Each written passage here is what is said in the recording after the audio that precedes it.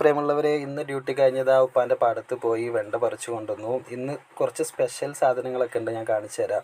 ഇന്ന് ഞാൻ ഫുൾ കൈ ഇട്ടിട്ടാണ് പോയത്, കാരണം കഴിഞ്ഞ പ്രാവശ്യം ഹാഫ് കൈ ഇട്ട് പോയി, നല്ല ചൊറിച്ചിലുണ്ടായിരുന്നു. അപ്പോൾ അനുഭവമാണ് ഗുരു.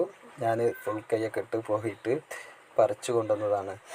അപ്പം ഇന്നത്തെ സ്പെഷ്യൽ എന്തെന്ന് ചോദിച്ചാൽ, നമ്മുടെ ചിരങ്ങൻ്റെ ഇല ഉണ്ടല്ലോ, ചിരങ്ങൻ്റെ ഇല ഇന്ന് പറിച്ചിട്ടുണ്ട്. ചിരങ്ങയില ഭയങ്കര എനിക്ക് നല്ല ഇഷ്ടമുള്ളൊരു സാധനമാണ്. ഭയങ്കര സോഫ്റ്റാണ് കേട്ടോ ചിരങ്ങയില. മറ്റുള്ള മത്തൻ്റെ ഇലയേക്കാളൊക്കെ ഒരു പ്രത്യേക രസമുണ്ട്. നമ്മളെ നാട്ടിൽ താളിപ്പ് എന്ന് പറയുന്നൊരു കറി ഉണ്ടാക്കുന്നതുകൊണ്ട് വളരെ സിമ്പിളായിട്ട് ഉണ്ടാക്കാൻ പറ്റുന്നതുകൊണ്ടാണ് നമ്മൾ താളിപ്പ് എന്ന് പറയാറുള്ളത്.